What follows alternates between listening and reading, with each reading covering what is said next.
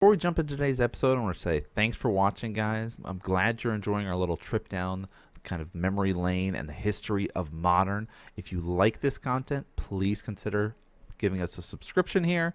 It's free. You know, most of the people that are watching are not subscribed, so it would mean a lot if you guys do hit that subscribe button so you know when we go live with kind of our next little history video. But without further ado, let's jump into the history of Snapcaster Mage.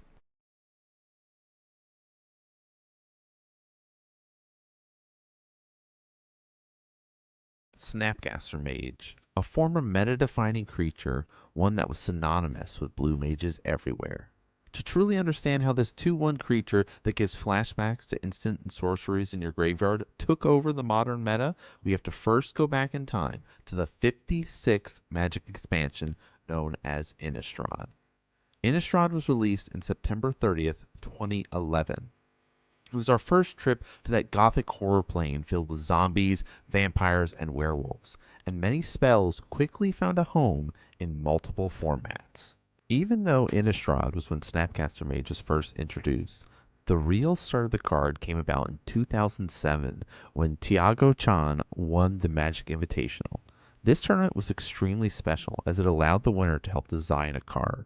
These cards often found play in constructed decks, like Chris Pakula's Meddling Mage, which found a home in Humans, or Bob Maker's Dark Confidant, which was a staple in Jund for many years. Tiago was the last winner of this event, as this type of tournament ended in 2007. However, 4 years later, the design and release of Snapcaster Mage, and with it, that true blue staple became known in Modern. The Modern format got to debut on the Pro Tour only a few weeks prior on September 2nd in Philadelphia.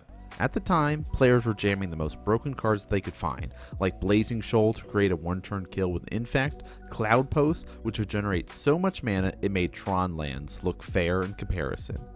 This deck would continually generate more mana off of each locust that it had. Cloud Post, of course, is a locust, so is Glimmer Post. And of course your Vesuva, which would copy Cloud Post, so you can be able to cast things like Primeval Titan to go find more of these lands, or hard cast yourself an Emrakul the Aeon's Torn. As you might imagine, these extremely broken cards were banned, and the Modern format began to adapt and change. Which leads us into August 2012. We see the Magic Players Championship take place, with the constructed format being Modern. At this point, every deck that had blue in it ran Snapcaster Mage. Decks like Delverless Rug, or as we know them now, Temur, Cawblade, which is basically a white-blue control deck with Sword of War and Peace. Even Zoo decks were running Snapcaster Mage to flash back their burn spells. The following year, 2013, was a big year for Modern, as the World Championship picked Modern as their constructed format. Things began to shape into the format that we know and really set the tone for how Modern would be played over the next few years. 4 out of the top 8 decks featured Snapcaster, as players sleeved up slight variations of Jeskai control. The final match featured Shahar Shenhar facing off against Reed Duke, in a match that most considered unwinnable. Reed was piloting the aggro deck known as Green-White Aurors or Boggles. It relies on hexproof creatures with powerful auras and enchantments placed on it to power it up. Shahar, on the other hand, was relying on counterspells like Mana Leak and Cryptic Command to slow down your opponent before burning them out with lightning bolts being cast multiple times with the aid of Snapcaster Mage, and of course Restoration Angel to blink Snapcaster Mage and get an additional flashback trigger, which is where the term Bolt Snap Bolt comes from. Shahar, who was down 0-2 in the finals, was able to climb his way back thanks to flashing back bolts, Lightning Helix, and Cryptic Command, and managed to win 3 games in a row to be crowned the world champion. Over the next few years, the meta evolved into the world of combo decks. The scene was dominated by Birthing Pod, Bloom Titan, and Splinter Twin. The latter deck, of course, utilized Snapcaster Mage in similar ways to Shahar with his control deck. This period of combo did not last, as many cards were stripped away from these decks when Birthing Pod, Splinter Twin, and Summer Bloom were all banned, leading us toward Eldrazi Winter. Even after Eye of Ugin was banned, 2016 World Championship saw 0 players register Snapcaster Mage in the top 24 deck lists. It wasn't until 2017 we see decks begin to utilize Snapcaster Mage and put up results. Many players look to optimize the control deck and shift from the burn style of Jeskai control to a pure blue-white version, utilizing more hate cards like Supreme Verdict and Path to Exile, as well as relying heavier on a Planeswalker build with Jace the Mind Sculptor and Teferi, Hero of Dominaria. All this was in part due to the rise of aggro deck known as humans. Snapcaster Mage also found a home in the powerful Grixis list known as Death Shadow.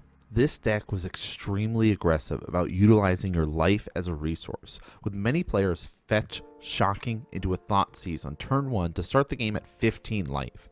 With so much removal and disruption available, Snapcaster Mage found great success within this shell. Like so many times before on this channel, the decks of old hit a wall in 2019 with the release of Modern Horizons 1. Hogak and Urza completely flipped the meta upside down. Even after the bannings took place and the meta settled, Modern Horizons 2 brought out 1 mana, Red Monkey, and the Evoke creatures. Ragavan's speed helped to revitalize Death Shadow on the back of Lurrus, before that was eventually banned.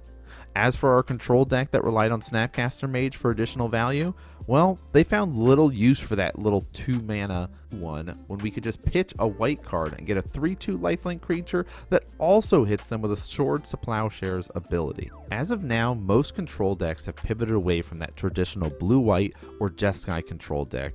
Now they're relying on a 4-color Omnath build, utilizing Up the Beanstalk to constantly cast their evoke spells and draw more cards than any green enchantment has a right to do. Does that mean that Snapcaster is no more? No, we actually have a Grixis control list that has been enjoying success with the help of another Lord of the Rings card. And I'm not talking about the One Ring or Orcish Bowmasters, even though that's often in the list. I'm actually referring to Flames of Anor. That cares if you control a wizard, which of course Snapcaster just happens to be.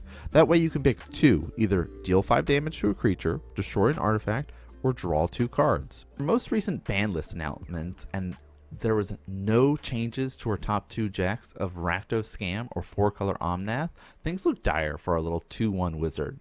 But with more powerful cards being printed every set and Modern Horizons 3 scheduled for summer of 2024, who knows what will help kind of push our little Snapcaster friend back into the spotlight of a tournament winning deck.